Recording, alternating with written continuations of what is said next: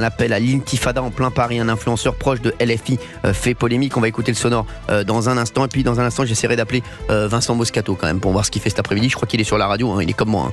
On va l'appeler dans un instant. J'espère qu'il me répondra. Il n'est pas du tout au courant. Voilà, maintenant, peut-être que si quelqu'un lui a dit, mais en tout cas, on va l'appeler. Bon, pour le moment, dimanche dernier, place de la Nation à Paris, a eu lieu la manifestation 11 mois de génocide stop en soutien à la population palestinienne. Et pendant cet événement, un orateur s'est particulièrement fait remarquer. Il s'agit de l'influenceur proche de la France Insoumise, Elias Imzalen, c'est ça ? C'est ça. Absolument. Proche de la France Insoumise parce que la veille, il manifestait contre la nomination de Michel Barnier à 2-3 cm de Rima Hassan et de Thomas Porte. Alors Rima Hassan, en plus, on rappelle que son immunité parlementaire s'est retrouvée au centre du débat cet été puisqu'elle s'est rendue en Jordanie à une manifestation pro-Hamas. Et Elias Imzalen, il a plusieurs casquettes. Il est à la fois islamiste, antisémite notoire. Il a repartagé les thèses d'Alain Soral. Et donc désormais, en plein Paris, applaudi par une petite centaine de personnes. C'est sans doute ça le plus effrayant. Non seulement lui prononce cette phrase, alors on va l'écouter, mais en plus il y a tout un tas de personnes pour l'applaudir. On va l'écouter, vous réagissez tout de suite. 01 80 20 39 21, je vais prendre énormément de monde là-dessus.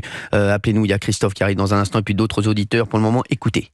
Est-ce qu'on est prêt à mener l'intifada dans Paris ? Dans nos banlieues ? Dans nos quartiers ? Pour leur montrer que la voie de la libération vient de nous. Alors, intifada, hein, dans les pays arabes, une intifada, c'est une révolte populaire menée contre un régime ou un ennemi. Et c'est vrai qu'entendre ça, c'est vrai que c'est compliqué. Voilà, on a vu les extraits un petit peu partout. Et c'est vrai qu'il y a beaucoup de gens qui se sont dit c'est assez compliqué d'entendre ça aujourd'hui. Gérald Darmanin a fait un article 40, oui. C'est-à-dire qu'il a saisi le procureur de la République pour que des poursuites soient engagées contre Elias Imzalen. Qui est déjà fiché S, il faut le rappeler, hein, pour islamisme en 2021. Il est cité dans une note des renseignements. C'est une note qui a motivé la fermeture de la mosquée de Torcy en 2017, dont on soupçonnait qu'elle encourageait le djihad et le combat contre les mécréants. Et là, donc, il appelle carrément l'intifada à Paris, dans nos banlieues, dans nos quartiers. Évidemment, ça pose on parlait de Gérald Darmanin, d'ailleurs, petit aparté, à 16h45, restez avec nous, puisqu'on va faire un petit point sur le gouvernement, hein, avec Gauthier Lebret. Moi aussi, j'ai des infos. On a tous des infos. Ah, c'est je vous le dis, voilà, puisque le gouvernement avance. Pour le moment, on a Fabien en ligne. Bonjour Fabien, pas le keuvre, hein, qui aurait pu être en ligne, voilà, mais qui est juste à la ligne, lui. Fabien, merci d'être avec nous sur Europe 1. Bonjour à tous. Bonjour. Merci d'être là, Fabien. Vous habitez où ? Alors, j'habite Nantes, mais je suis originaire de Guingamp. Guingamp, voilà, qu'est-ce que j'ai sévi à Guingamp. Guingamp, c'est beau, hein. Guingamp, c'est exceptionnel. J'embrasse mon ami Fabien Delettre, un de mes meilleurs amis qui est de Guingamp. Exactement, la Bretagne, ça vous gagne. Hein. Ah oui, j'adore. Qu'est-ce que je suis fou des Bretons. Ah vraiment, je suis fou des Bretons. C'est pareil. C'est que je suis breton. Bah je sais que vous êtes breton, c'est pour ça que je suis fou de vous. Ah, c'est bien sûr. Bah oui. Moi, je suis jamais sorti avec une Bretonne. Ah oui. Une crêpe, oui, une Bretonne, non. Ouais, merci. On est très têtus. Hein. Je sais, c'est pour ça. Ça doit être pour ça, mais je vous aime. Hein. Merci Fabien d'être ici. Ça fait plaisir en tout cas de vous entendre. Et avant de commencer, déjà voilà, je sais qu'on vous le dit tous les jours, mais c'est vachement important pour nous, en tout cas, de voir que vous relayez les informations et que vous soyez présents pour relayer tout ça, parce qu'on voit que c'est en train de s'enfermer au fur et à mesure du temps. Donc, vous remercie. Merci Fabien. C'est très important pour tout le monde. Et Fabien, je vous le dis, ça me fait extrêmement plaisir quand les auditeurs me le disent. Hein. Vraiment, je suis tellement heureux d'être avec vous entre 16h et 18h et ensuite à la télé. Vous pouvez pas savoir, hein. Je le dis à chaque fois. Et je le redis. Hein. Moi, c'est vraiment mon kiff absolu d'être avec vous. Et je le dis, c'est vrai que c'est plus compliqué de faire ce qu'on fait. On prend plus de risques, mais c'est mon kiff. J'aurais très bien, vous savez, combien de fois on m'a proposé de faire des jeux ou de faire, j'aurais très bien pu faire des jeux à la télé. Et c'est très bien, les gens qui le font, le font très bien, ils ont bien raison. Mais voilà, j'aurais très bien pu faire du divertissement pur, etc. Et c'est vrai que voilà, j'aime être avec vous, j'aime être au contact et j'aime être dans l'actualité. J'aime tellement la France. Et ça fait du bien à tellement de monde, si vous saviez. Donc c'est voilà. Merci Fabien. Alors ça plaît pas à tout le monde, comme vous le savez, mais si vous voulez, en fait, on en arrive à ça. En fait, si vous voulez. Moi, à titre perso, je suis gérant de société, mais on avait des discours, nous aussi, depuis des années, si vous voulez, mais on nous mettait dans des cases, c'est-à-dire, dès qu'on disait quelque chose, comme vous, hein, relayer un petit peu ce qui se passait d'en bas, on vous mettait dans des cases, soit, excusez-moi du terme, facho, complotiste, etc. Justement. Et je trouve, je me permets... Allez-y, au contraire. Et je trouve qu'on oublie quand même un moment où qui s'est passé il n'y a pas si longtemps que ça et qui a déclenché énormément de choses et que sur le coup, les médias, les personnes n'ont pas fait attention, mais le Covid. Je suis désolé de revenir à ça. Allez-y, c'est intéressant. Il y a tellement de mots, de méprisance, en fait, si vous voulez, que tout est passé, en fait. Et que aujourd'hui, on se retrouve avec des personnalités, des médias, des politiques, qui se permettent tout, qui insultent les gens à longueur de journée, qui nous expliquent ce qu'on doit penser, ce qu'on doit dire et ne pas dire. Vous savez, la tolérance, elle est dans les deux sens. On est très tolérants, en fait. Les gens qui nous disent tous les jours de vivre ensemble, je parle par exemple de l'extrême gauche, Oui. mais c'est des gens qui ne veulent pas vivre ensemble. C'est des gens qui veulent diviser. Mais ils font que ça. Ils font que ça. Et que ça. Exactement. Et ça nous irrite, hein, nous, on a des problèmes. On a une société à tenir. On voit tout ce qui se passe. Et là-haut, on se demande, je sais pas si nous, les petits, on est écoutés. Aujourd'hui, on rembourse encore des PGE. On voit l'inflation. Mais je vous jure, hein, c'est infernal. Et hier soir, j'ai écouté, je me permets aussi, dans une petite couche sur la justice, je crois que c'est hier soir sur votre émission, oui. Il y avait un monsieur qui parlait des dirigeants de sociétés comme nous. Dès qu'on fait un, vous inquiétez pas, ils nous retrouvent et on est tout de suite mis devant la justice. Ce qui est normal. Oui. Mais pourquoi ces gens-là qui prennent des décisions, que ce soit les magistrats ou même les politiques, 30 ans de politique ou 40 ans de politique, ils n'ont aucun compte à rendre. Non. Que ce soit nucléaire, que ce soit sur autre chose. Mais je ne sais pas dans quel moment... Je vais vous dire autre chose, Fabien. On vous parlait du Covid il y a un instant. Le Covid. Oui. Le Covid, c'est incroyable. Excusez-moi. Hein. Je fais une petite parenthèse là-dessus. C'est incroyable. Désolé. Le Covid, ça a paralysé le monde pendant des années. Hein. Mais c'est vrai. Pendant 2 ans. Oui, pendant 2 ans. Et on n'a toujours pas, excusez-moi de vous dire ça, hein, on ne sait toujours pas, de façon sûre, d'où est venu le Covid. Je suis désolé, les mecs. Excusez-moi, hein, moi je le dis souvent. Arrêtez, il y a eu plein d'hypothèses, il y a eu des trucs, mais c'est un truc de fou. Ça veut dire que ça a paralysé le monde pendant 2 ans, et là, c'est terminé, on n'en entend plus parler, on passe à autre chose. Merci, circuler, il n'y a rien à voir. C'est quand même incroyable, excusez-moi. Oui, là où quand le débat va après sur comment réagir, comment nos sociétés ont réagi face à ça, avec des réponses différentes selon les pays. Ouais. Certains grands dirigeants, j'ai souvenir du Brésil ou des États-Unis, mais on n'avait pas là le mode d'emploi. Oui, bien sûr. C'est-à-dire que moi, je préfère ce qui a été fait justement en termes de soutien à l'économie. Oui, bien sûr. Non, mais ça, et en termes de vaccination, mais ça vient d'où alors ? C'est venu d'où le Covid ? Je pensais, moi, j'ai pas une culture scientifique très développée, mais je pensais qu'il commençait à y avoir un consensus scientifique dessus, Cyril. À vérifier. Il n'y a pas vraiment. Il n'y a pas vraiment. Il n'y a pas vraiment. Je suis désolé. Il y a pas. C'est pas clairement. Mine de rien, quand il y a eu un truc qui a bousculé le monde pendant 2 ans. Excusez-moi. À un moment, on a envie de savoir. En tout cas, géographiquement, on sait d'où ça vient, comme l'a dit. Oui. La question, c'est effectivement, est-ce que c'était une erreur humaine ? Est-ce qu'il y a eu une manipulation ? Est-ce qu'il y a quelque chose ? Voilà. Et ça, les mecs, on ne le sait pas. On passe à autre chose. Merci. Au revoir. Mais à un moment, excusez-moi. On marche sur la tête, là, vraiment, je le dis. On nous prend pour des jambons. Excusez-moi, les mecs. À un moment, j'aimerais bien savoir, moi, d'où vient le Covid ? Est-ce que c'est une erreur humaine ? Est-ce que c'est dans un laboratoire ? Est-ce que c'est un animal ? Est-ce que c'est... Mais Fabien, je sais pas ce que vous en pensez, auditeur d'Europe 1, mais mine de rien, c'est quand même fou, ça aussi. Fabien ? Je viens d'entendre monsieur D'Artigol, que j'aime bien en demeurant. Vous voyez, ça, c'est du débat, parce qu'on peut discuter avec ce monsieur que je suis sur l'heure des pros en passant. Vous savez, nous, le Covid, on l'a très mal vécu. Moi, j'étais gérant de société et il vient de dire tout à l'heure que c'était bien le quoi qu'il en coûte. Et vous savez, monsieur, moi, du jour au lendemain, on m'a dit, votre société, c'est fini pendant 3 mois, donc j'ai perdu pratiquement 2 millions d'euros de chiffre d'affaires. Et ensuite, pour me relancer ça, c'est le quoi qu'il en coûte, on va vous aider à faire un crédit. Mais on n'a rien demandé, nous. Et en plus de ça, donc la société fermer 3 mois, réemprunter un PGE qu'on rembourse encore. Mais vous savez, le pire, je me permets de faire une petite dédicace à Mme Benaïm, parce que tu sais l'époque sur votre émission, mais il y avait quelque chose de très malsain. C'est-à-dire qu'en fait, aujourd'hui, vous comprenez ce qu'on vivait il y a 4 ans. Vous savez, de nous dire, c'est un geste citoyen, Mme Benaïm, que vous disiez. Donc vous nous faisiez culpabiliser, mais tout en même temps, nous on disait, oui, mais ça protège pas. Donc on était pris pour des complotistes. Et aujourd'hui, on a envie juste d'avoir des réponses. On s'est endetté. Les gamins, j'en parle même pas. Hein, moi, mes filles, plus de sport. On va pas revenir là-dessus. Mais au moins d'avoir des réponses. Mais pourquoi ces gens-là ne nous donnent pas des réponses ? Moi, je vais griller un stop. Je peux vous dire dans la minute, je vais payer l'amende. Hein. Voilà. C'est sûr. Et donc, on a envie, et je pense que les gens qui m'écoutent aussi, ont envie que ces gens-là rendent des comptes. Ce n'est Bien pas sûr. possible de continuer comme ça. Fabien, au départ, vous parliez vous appeliez pour l'appel à l'intifada en plein Paris. On s'est retrouvé sur le Covid, c'est pas grave, on est sur Europe 1, on est bien. Puis si on marche sur la tête, on peut parler de tout, hein, vous le savez, donc ça nous fait.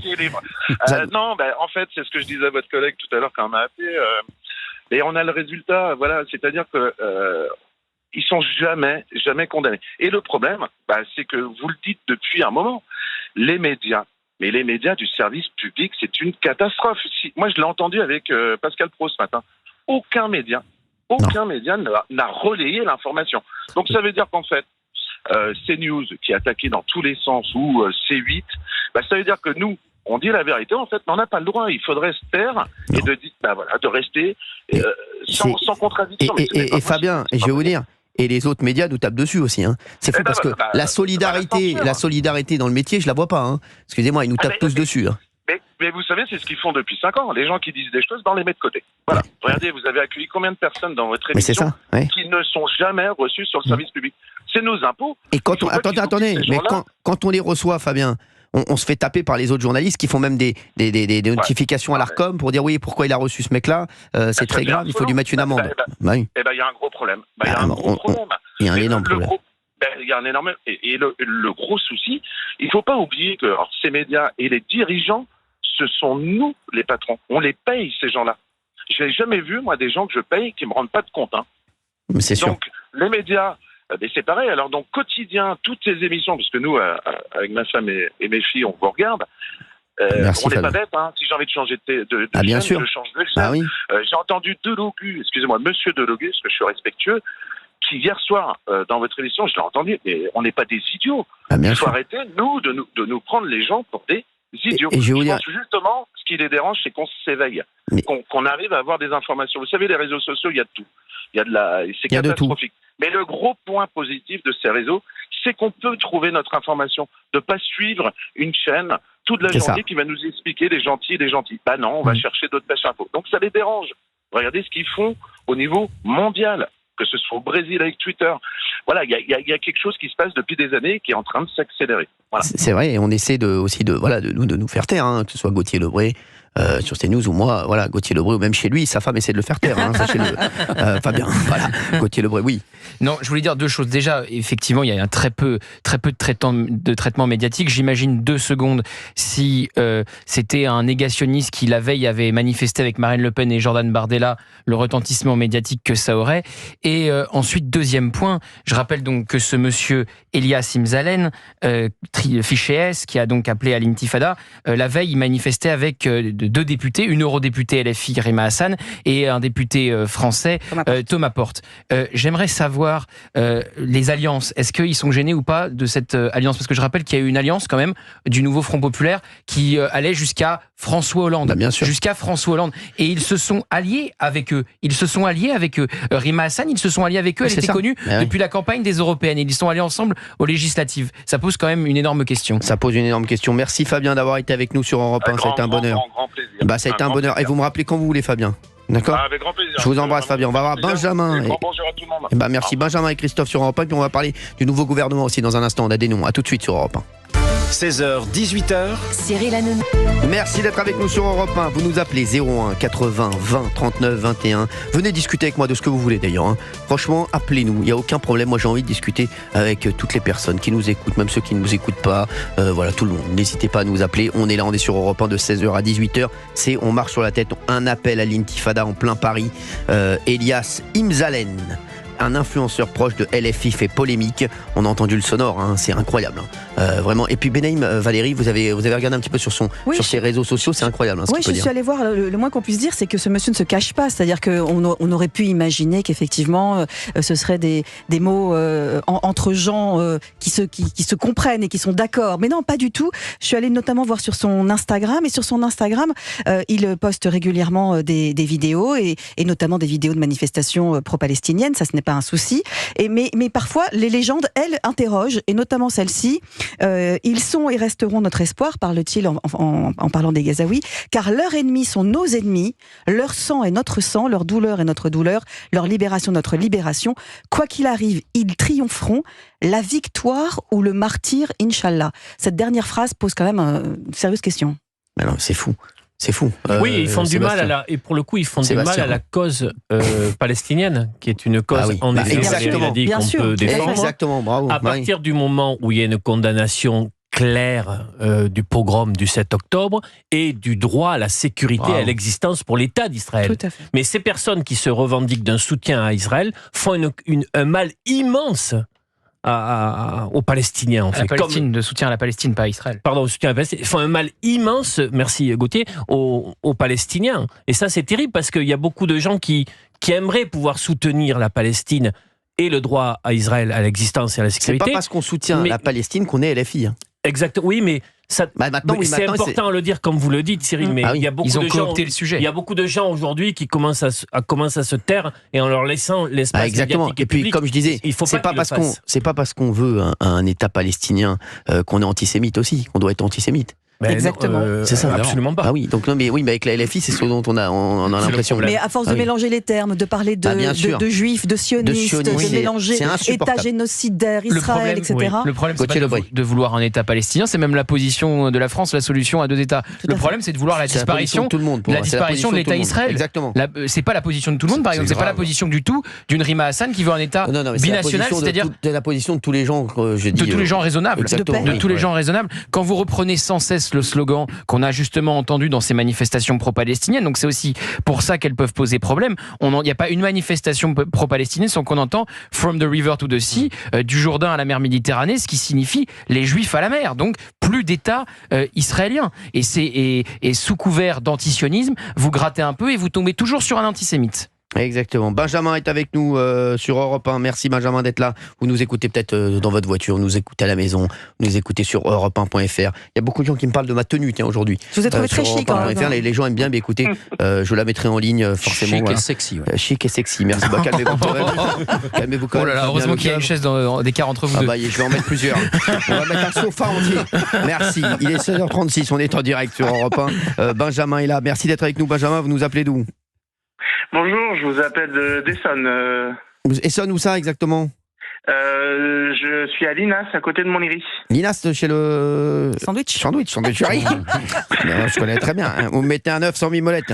C'est pour moi, c'est cadeau. Benjamin, vous faites quoi dans la vie ?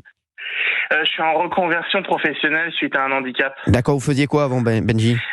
Avant, je travaillais dans les centres de loisirs. J'étais animateur et directeur adjoint. D'accord, et maintenant, vous voulez faire quoi ? Maintenant, je suis en recherche avec les équipes de France Travail par rapport à mon handicap. Qu'est-ce qui s'est passé ? Vous pouvez nous dire ce qui s'est passé, Benjamin ? Bien. En fait, j'ai des problèmes au niveau des jambes qui font que je peux presque plus marcher, mais voilà. Et le télétravail, vous avez essayé le télétravail ? Parce que c'est vrai que maintenant, ça va. Justement, c'est d'essayer de voir quelque chose dans cette voie-là, en fait, pour travailler depuis chez moi. Et vous aimeriez faire quoi si on peut vous aider ? Si je peux vous aider, on ne sait jamais. Parce que c'est vrai que je dois avouer que j'ai assez peu d'idées, en fait. J'ai peu de compétences dans le domaine, mais voilà. Mais c'est très gentil, Cyril. Attendez, on est là. En tout cas, vous nous appelez l'après-midi. Vous êtes avec nous. D'entreprise écoute, voilà, exactement. Dans la région. Je vais vous dire, moi, je pense toujours à un truc. Moi, quelqu'un de motivé, il apprendra toujours un nouveau métier. Voilà, je vous le dis. Moi, c'est ce que je dis à chaque fois. Quelqu'un de motivé, de fiable. Voilà. Et Benjamin, merci d'être avec nous, en tout cas, sur Europe 1. Et si vous voulez nous appeler tous les après-midi, on est là, nous, 16h, 18h, on bouge pas.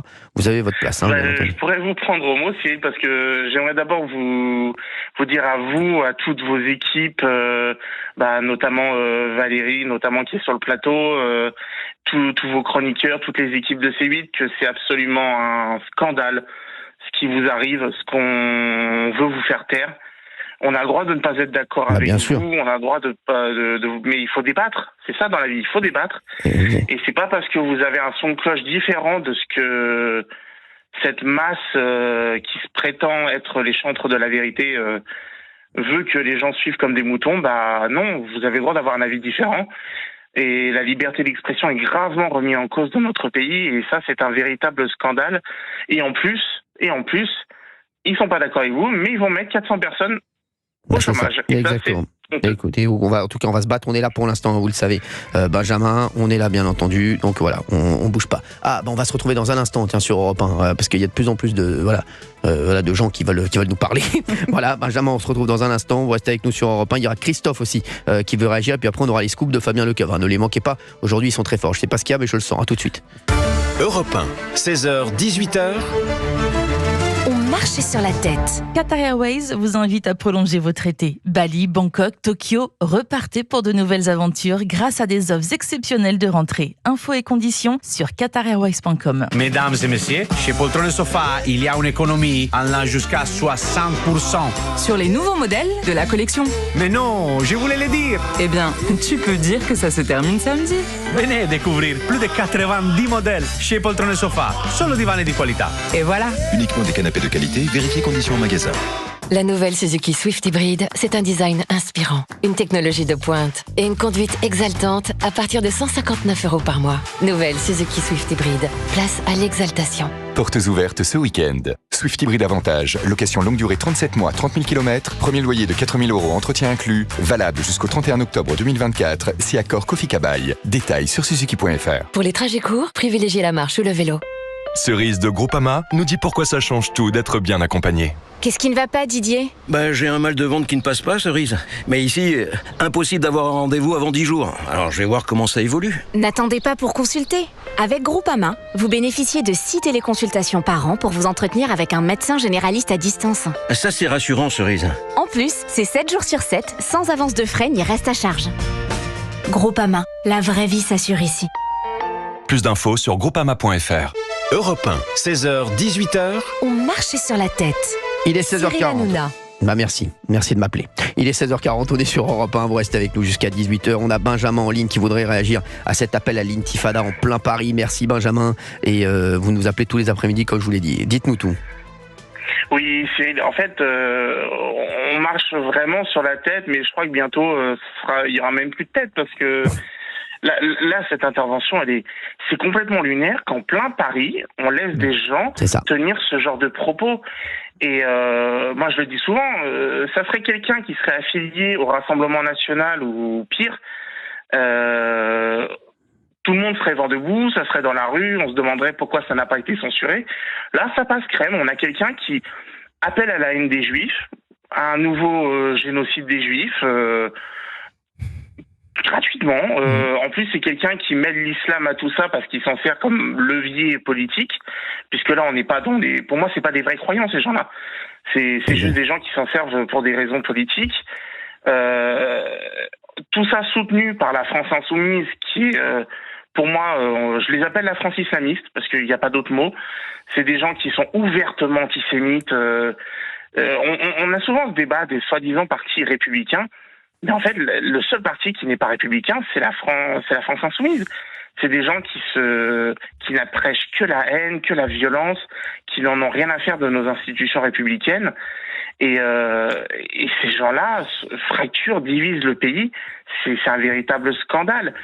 Cet homme, il est lié à Thomas Porte et Rima Hassan, mais ça ne m'étonne même pas. Non, mais c'est des gens qui haïssent la France. Thomas Porte qui se permet encore de faire des tweets. Hier encore, vous avez vu que la patronne de France Télévisions a dit, voilà, il a été sympa avec moi, voilà. Et derrière, il met un tweet, comment vous pouvez peut-être accueillir quelqu'un d'extrême droite sur votre antenne à France Télévisions.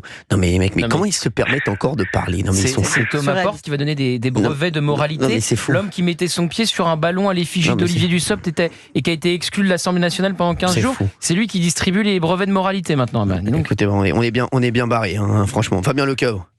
Moi, je trouve ça scandaleux. Merci Fabien. Benjamin. Non mais il a raison, parce que dans un pays d'Europe, dans un pays du monde, ce qu'il faut rappeler, si quelqu'un tenait des propos contre le système, contre un gouvernement, contre un peuple finalement, mais il aurait été tout de suite immédiatement censuré. Ici en France, au nom de la liberté d'expression, on tolère des choses insupportables par tout un pays. Bon, c'est bien, il nous parlera tout à l'heure de Claude Barzotti et Jim Nelson. Non. C'est mieux. Non, on va voir de qui. Il va nous parler de qui? Florent Pagny. Très bonne nouvelle de Florent Pagny. Merci, merci. Benjamin, oui, vous voulez rebondir. En fait, c'est surtout que la France insoumise, elle ne supporte pas que les gens tiennent des discours contraires à eux. En fait, la France insoumise, c'est Staline, c'est l'URSS, c'est cette possibilité de vouloir contrôler tous les médias. C'est digne de la Corée du Nord, ce qu'ils veulent faire. Et alors, qu'est-ce qui se passe, monsieur D'Artigol? C'est Gauthier qui me montre du doigt, c'est pas très fraternel. Bah oui, non, mais c'est pas très fraternel, on vous connaît, et on sait que vous n'êtes pas comme ça, monsieur D'Artigol. Mais non, mais monsieur D'Artignol. Arrête D'Artignol. Non, D'Artigol, oui. Alors, D'Artigol, excusez-moi. Non, mais ça arrive de temps en temps. Ça arrive, on l'appelle souvent D'Artignol, ne vous inquiétez pas. Que ça se reproduise pas. Du moment qu'on l'appelle, il est content, Benjamin, vous inquiétez pas. Non, bon, on l'adore, monsieur D'Artigol. Benjamin, merci d'avoir été avec nous sur Europe 1. Merci à vous, Cyril, surtout, et bon courage à vous dans vos batailles. Et on est là, Benjamin, on lâche pas, on sera là d'ailleurs ce soir, bien entendu, comme d'habitude. Moi, je serai fidèle au poste. Eh ben merci, et vous m'appelez sur Europe 1 quand vous voulez, Benjamin, on est là. D'accord. Très bien, je vous remercie, Cyril. Je vous embrasse fort, Benjamin. Merci d'avoir été avec nous sur Europe 1. Quel amour, ce Benjamin. Non, mais vraiment. Ouais, les auditeurs doivent pas nous appeler l'après-midi. On est bien, nous. On n'est pas bien ensemble. Franchement, qu'est-ce qu'on est bien sur Europe 1 à vos côtés, 16h, 18h, si on marche sur la tête. Il y a Christophe qui est avec nous. Christophe, bonjour Christophe. Bonjour Cyril. On fait Christophe, à tous. et après on va faire un point sur le gouvernement, d'accord, parce qu'il y a beaucoup d'auditeurs d'Europe 1 qui nous demandent, voilà, on a des noms, ça bouge. Bonjour Christophe, merci d'être avec nous, vous habitez où? Alors moi j'habite à côté de Saint-Étienne. Saint-Étienne, j'adore, voilà, Saint-Étienne. Je suis sorti avec une Stéphanoise, moi, et je rigole pas en plus. Ah bon? Eh ouais les gars, quand j'étais en cours de théâtre. Ah oui. J'ai fait 2 semaines de théâtre. C'était une comédienne aussi? Non, et vous voulez que je vous dise, et la prof de théâtre, c'est ce qu'elle m'a dit à l'époque, je le dis, voilà, Christophe, c'était une prof de théâtre, j'avais fait 2 semaines, et elle a dit de toutes les façons, restez pas avec Hanouna, il fera jamais du théâtre, c'est un homme d'affaires, il sera sur M6 ou un truc comme ça, avec lui, c'est pas un artiste. Incroyable. Je vous jure que c'est vrai. La prof de théâtre avait dit ça. Je l'embrasse. Bon, et donc j'avais connu une jeune fille là-bas, je l'embrasse d'ailleurs.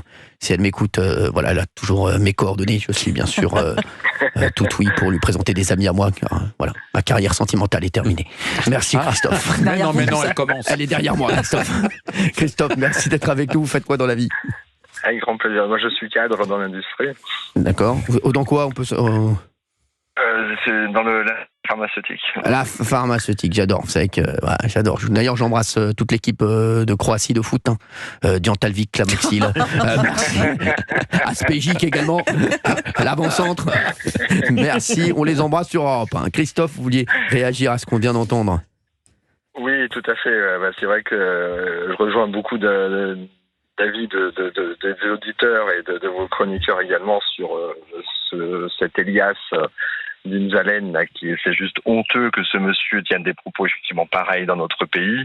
Et moi, ce qui me choque encore plus, c'est qu'il n'est pas boycotté également sur les réseaux sociaux. Moi, récemment, j'ai fait un commentaire sur un article qui concernait les femmes afghanes qui étaient encore plus, contraintes dans leur pays, face aux nouvelles lois sur l'interdiction de parler, etc. Mon commentaire a été automatiquement effacé, alors que j'ai rien dit de particulier. J'ai dit que ces pauvres femmes, c'était terrible ce qu'elles vivaient. Donc la censure est ciblée également. Nous sommes un pays soi-disant de liberté, nous avons de moins en moins de liberté. En tout cas, elle est de plus en plus encadrée.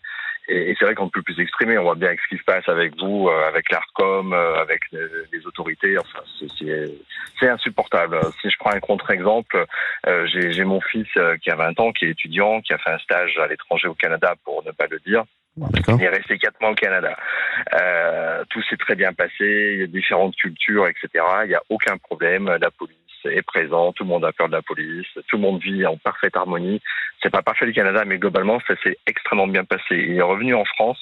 Il nous a dit, mais qu'est-ce que j'étais bien là-bas et j'ai envie de partir de mon pays. Et c'est terrible d'entendre ça, parce que quand on voit toute actualité, tout ce qu'on entend sur tous ces réseaux, enfin, ça me sidère. Parce que je vais vous dire quelque chose en plus, Christophe, et je le pense vraiment. Je pense qu'on a le plus beau pays du monde. On l'a vu pendant les JO, vraiment.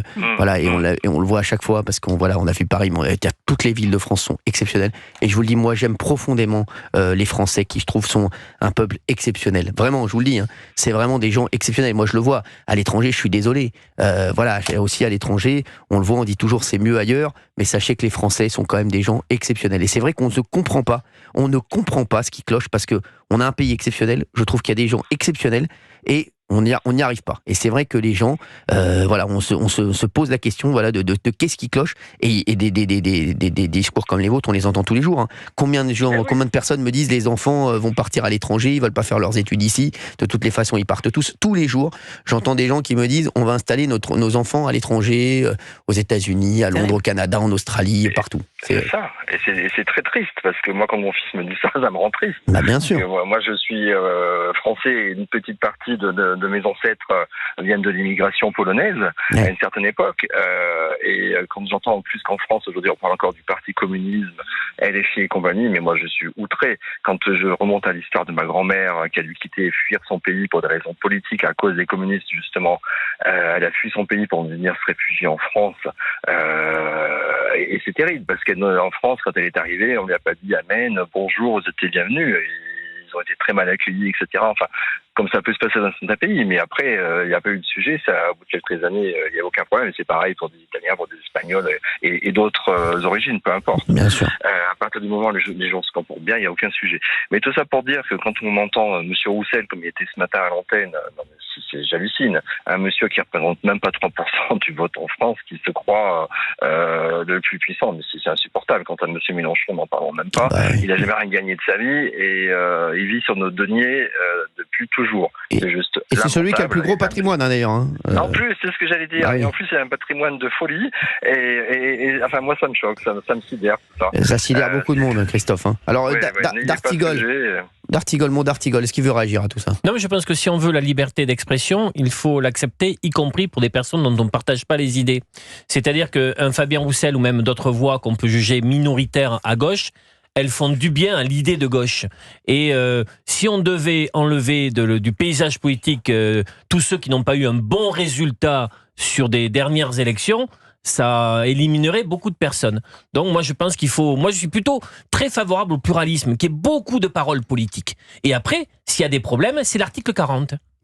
C'est-à-dire, il peut y avoir là ce que fait Darmanin sur l'article 40 concernant l'appel à la haine, on peut pouvoir le faire. Mais si on commence à dire un tel a fait tant aux dernières élections présidentielles et il ne peut plus s'exprimer, j'aime pas trop.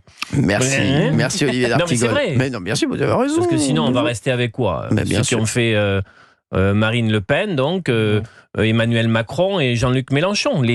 Si je prends les trois derniers... Et ça peut même être contre-productif. Ça peut être contre-productif parce que si vous envoyez par exemple Rima Hassan devant un procureur, devant un juge, et qu'elle ressort blanchie, elle va dire voilà, j'avais le droit de le dire, j'ai pas fait l'apologie du terrorisme. Donc moi je suis toujours dans plus ce cas-là, on fait rien. Hein. Non, mais combattre politiquement Rima Hassan, c'est le rôle des politiques, plutôt que de combattre dans les tribunaux. Je préfère le débat public, voilà, dans les médias. Enfin, l'un n'empêche pas l'autre s'il y a débordement. Bien sûr que non, bien sûr que non. Christophe, mais toujours sceptique à la judiciarisation de la vie publique. Merci d'avoir été avec nous sur Europe 1. On embrasse tous les Stéphanois qui nous écoutent, bien entendu, et Stéphanoises. Ah, bien sûr. Stéphanoise également, voilà. Merci à tous. Surtout, voilà. Je vous embrasse fort, Christophe. Vous nous appelez quand vous voulez. J'ai failli vous tutoyer, Christophe. Je suis désolé. Merci, Christophe. Merci d'avoir été avec nous. Merci.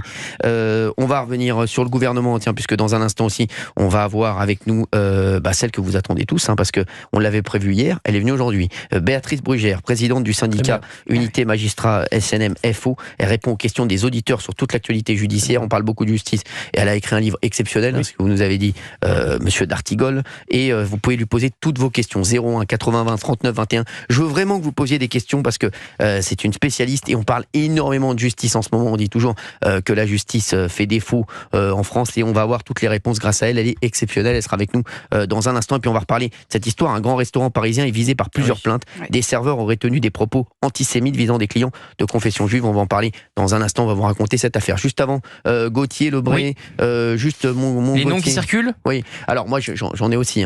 On a à peu près les mêmes, on en parlait avant. Alors, il y a un ministère qui est très convoité par les Républicains, puisque c'est quand même eux qui tiennent Matignon, malgré leurs 47 députés à l'Assemblée nationale. Mais bon, c'est eux qui sont à Matignon, en la personne de Michel Barnier. Donc, pour la place Beauvau, les deux noms qui circulent le ministère de l'Intérieur. Bruno Retailleau, actuel patron des sénateurs LR, Et une surprise, Laurent Wauquiez qui ne voulait même pas d'un Premier ministre LR à Matignon avant l'interview de Nicolas Sarkozy, oui, Cyril, qu'est-ce qu'il y a ? Rien, vas-y, voilà, donc les deux noms qui circulent, Bruno Retailleau et Laurent Wauquiez. Donc Laurent Wauquiez qui amenderait sa position et qui se dit tous mes camarades LR vont entrer au gouvernement, je vais pas me retrouver avec les 47 mais Laurent députés. Wauquiez, il vise 2027, je pense. Il vise 2027, mais s'il entre au gouvernement, vous imaginez, c'est un revirement total par rapport à sa position le soir du second tour des législatives où il ne voulait pas d'un Premier ministre LR. Maintenant, c'est Monsieur Barnier. Oui, c'est Monsieur Barnier, mais Nicolas Sarkozy, avec son interview au Figaro, a largement fait évoluer la position de Laurent Wauquiez. Oui, donc bravo. Alors voilà, donc les noms qui tiennent la corde pour Beauvau, Retailleau et Wauquiez pour remplacer Gérald Darmanin. Donc, ce qui fait dire où est-ce que va Gérald Darmanin. Est-ce qu'il sort ou est-ce qu'il reste ? Il va où ? Alors voilà. Il y a deux ministères qui sont Darmanin compatibles après 4 ans place Beauvau. Il y a le ministère des Armées et le Quai d'Orsay. On sait que le ministère des Intérieurs rêve du Quai d'Orsay, du ministère des Affaires étrangères, qui est tenu pour le moment par un très proche d'Emmanuel Macron, Stéphane Séjourné. Le ministère des Armées, il y a Sébastien Lecornu qui pourrait être complètement reconduit dans le gouvernement de Michel Barnier. Alors, Stéphane Séjourné, c'est pas lui faire offense de dire qu'il ne brille pas vraiment au ministère des Affaires étrangères. Pourquoi vous êtes dur avec lui à chaque fois. Stéphane Séjourné, oui, mais tout le monde le dit. Tout le monde le dit dans les cabinets ministériels. Il m'a rien fait personnellement. Vous avez un problème avec lui. Il n'a pas brillé depuis 6 mois au ministère des Affaires étrangères. Vous n'avez pas brillé à l'anniversaire de Fabien Lecoeuvre. J'étais pas invité. Il nous reste 5 secondes. Et Gérald Darmanin a très envie de faire du ministère des Affaires étrangères un ministère important pour aller convaincre les pays de donner des laissez-passer consulaires en matière migratoire. Allez, on se retrouve dans un instant. Je continuerai après si vous voulez. Non, c'est bon, merci à tous.